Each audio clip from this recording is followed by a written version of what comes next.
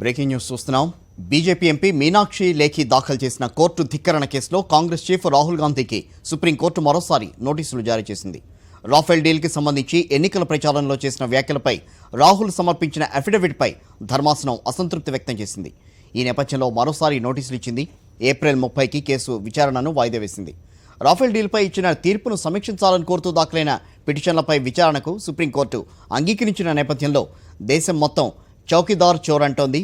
ఇప్పుడు కోర్టు కూడా చెప్పిందని రాహుల్ వ్యాఖ్యానించారు.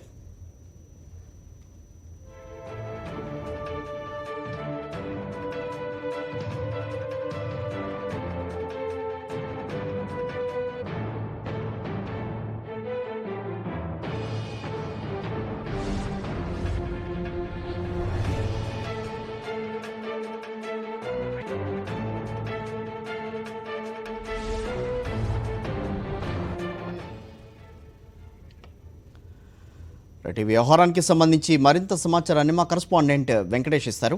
వెంకటేష్, చెప్పండి. కాంగ్రెస్ పార్టీ అధ్యక్షుడు రాహుల్ గాంధీ మరిన్ని చిక్కుల్లో పడ్డారు. ఈ కేసును రాఫెల్ అంశంలో తాను చేసినటువంటి వ్యాఖ్యలకు సంబంధించినటువంటి కేసును క్లోజ్ చేయాలన్న అభ్యర్థనను సుప్రీంకోర్టు తిరస్కరించింది. ఆయనకు ఫార్మల్గా నోటీసు కొద్దిసేపటి కిందటే సుప్రీంకోర్టు జారీ చేసింది. కోర్టు ధిక్కార పిటిషన్ను బీజేపీ ఎంపీ మీనాక్షి లేఖి వేశారు. సో ఆ పిటిషన్ను విచారణకు స్వీకరించిన సుప్రీంకోర్టు ఈరోజు లాంఛనంగా రాహుల్ గాంధీకి ఆ కేసులో నోటీసులు పంపింది. సో ఇది కాంగ్రెస్ పార్టీ అధ్యక్షుడు రాహుల్ గాంధీకి పెద్ద ఎదురుదెబ్బగా భావించాలి.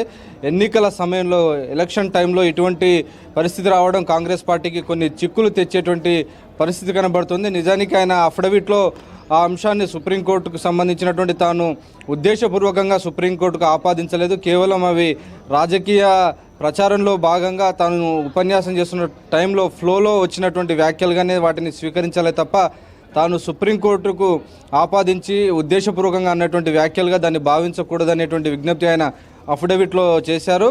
తన వ్యాఖ్యలను ప్రతిపక్ష పార్టీలు వక్రీకరించేటువంటి ప్రయత్నం చేస్తున్నాయి, కానీ తనకు అటువంటి ఉద్దేశం లేదని, దానికి తాను చేసినటువంటి వ్యాఖ్యలను అంగీకరిస్తూనే దానికి చింతిస్తున్నానని చెప్పారు. అయితే రాహుల్ గాంధీ క్షమాపణ కోరలేదు, కేవలం రిగ్రెట్స్ మాత్రమే వ్యక్తం చేశారు, చింతిస్తున్నానని చెప్పారు. సో ఆయన క్షమాపణ కోరలేదు కాబట్టి ఆయన కేవలం ఒక లిప్ సర్వీస్గా మాత్రమే మాట్లాడుతున్నారు, మొసలి కన్నీరు కారుస్తున్నారు. ఇది ఏమాత్రం సరిపోదని చెప్పి BJP MP Meenakshi Lekhi petitioner అంటున్నారు. సో ఆ నేపథ్యంలో సుప్రీంకోర్టులో ఈరోజు కేసు విచారణకు వచ్చింది. ఈ సమయంలో సుప్రీంకోర్టు రాహుల్ గాంధీ అభ్యర్థన విన్నది.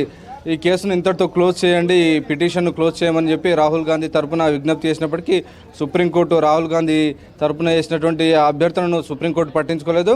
ఆయన కోర్టు ధిక్కార పిటిషన్కు సంబంధించి ఆయనపై వేసినటువంటి కోర్టు ధిక్కార పిటిషన్కు నోటీసులు పంపింది. సో ఆ నేపథ్యంలో ఏప్రిల్ 30వ తేదీన తదుపరి విచారణను కోర్టు దీనికి డేట్ డిసైడ్ చేసింది. సో అప్పటికల్లా దీనికి సంబంధించినటువంటి ఇప్పటికే రాహుల్ గాంధీ సమర్పించినటువంటి అఫిడవిట్ పైన బీజేపీ ఎంపీ మీనాక్షి లేఖి కూడా తన రిప్లైను ఫైల్ చేయబోతున్నారు. సో ఆ మేరకు ఏప్రిల్ 30కి తదుపరి విచారణ జరగబోతుంది. సో మొత్తానికి ఎన్నికల సమయంలో ఈ అంశం కాంగ్రెస్ పార్టీ మెడకు చుట్టుకుంది. ఎన్నికల ప్రచార సభలో రాహుల్ గాంధీ చేసినటువంటి వ్యాఖ్యలు మొత్తానికి కాంగ్రెస్ పార్టీకి ఈ ఎన్నికల సమయంలో కొన్ని చిక్కులు తెచ్చిపెట్టేటువంటి అవకాశాలు కనబడుతున్నాయి. ఇప్పటికే ఈ అంశాన్ని బీజేపీ పెద్ద ఎత్తున ప్రచారం చేస్తుంది. రాహుల్ గాంధీ రాఫెల్ అంశంలో తాను అబద్ధాలు చెప్పాననేటువంటి అంశాన్ని సుప్రీంకోర్టులో ఒప్పుకున్నారనేటువంటి అంశంపైన వారు ప్రచారం చేస్తున్నటువంటి నేపథ్యంలో ఈరోజు సుప్రీంకోర్టు రాహుల్ గాంధీకి నోటీస్ ఇవ్వడం మాత్రం కాంగ్రెస్ పార్టీకి ఒక పెద్ద ఎదురుదెబ్బగానే భావించాలి. Right, thank you.